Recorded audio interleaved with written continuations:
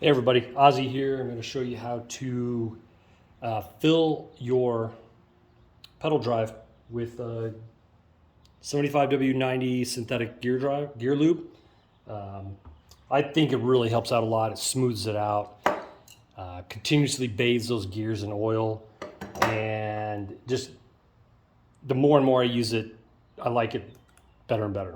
So this particular drive happened to fall into the lake last weekend at the boat ramp. Luckily, it was only like 8 feet down, so I was able to get it, pull it back up. So I'm going to take it apart now, just make sure no water got in there. And if it did, I'm going to clean it out and change out the gear lube. So anyway, 2.5mm Allen. Pedal drive comes off, the shear pin. Got our handy spanner wrench, 5mm tips, by the way. I'm gonna put that on there.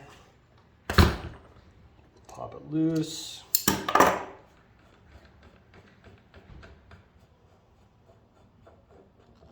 And it is a cartridge. You can see the pinion gear there. And actually looks really clean and good in it. I don't see any water at all.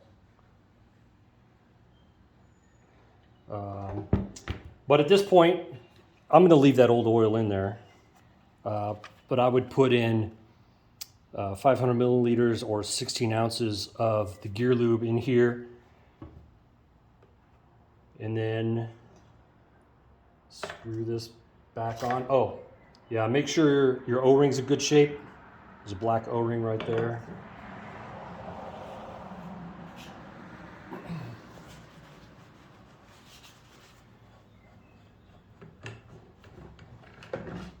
One thing you do, I would recommend turning the cranks a little while you screw this in, because you can get those gears to line up just perfect, and you'll possibly damage the gears if you tighten it down and the gears aren't spaced out properly. You'll know you did it because this won't seat all the way. There'll be like a 1 or 2mm gap right there. Give it a good tighten down. Clean up excess. Spin it. There we go.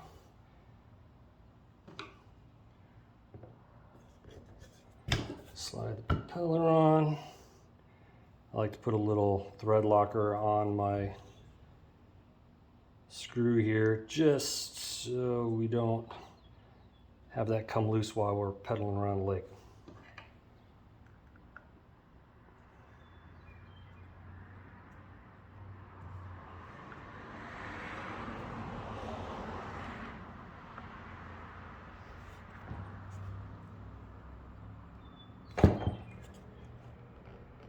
And tighten as much as you can, a 2.5mm Allen head, which is not a lot. All right. So next we're going to move on to the cranks. Now you're going to want to take the left side crank off. So the left side is reverse threaded, so to loosen it, we're going to act like we're tightening it. We're going to turn it clockwise. This is an 8mm Allen.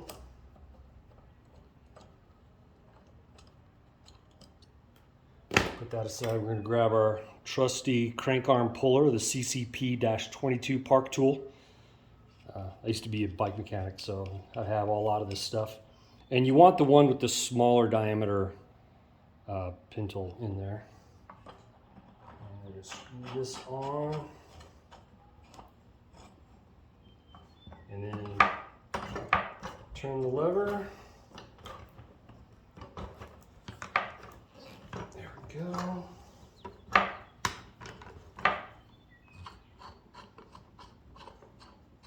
If it's really tight, you may need to put a wrench on the 7/8 of an inch nut right there. I didn't have to in this case. All right. Spanner wrench again, and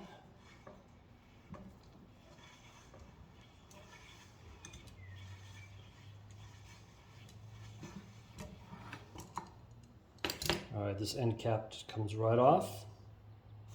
And this looks really clean. And I've got it full almost to like the base of the threads. Yeah, it looks really good. There's some of that old grease still in there, but I don't see any water, any contaminants at all.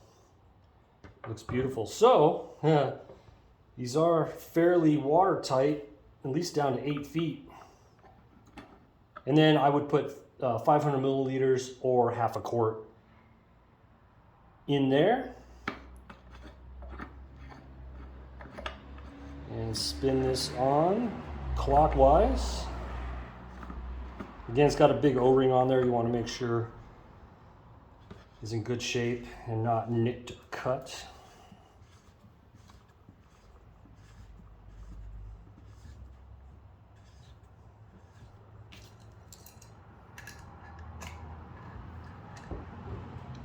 And use the spanner. Tighten it down, the last bit. And put your crank arm back on. Again, this is reverse threaded, so we're going to go counterclockwise. Spin this on. With our 8mm Allen wrench.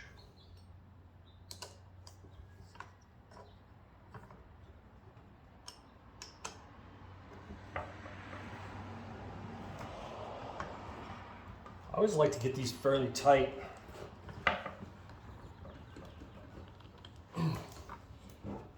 You do not want one of those coming off while you're pedaling at the lake. Well, there you have it. Hope that helps. If you have any questions, please leave a comment or a question for me and I'll try to get back to them the best I can. Thanks.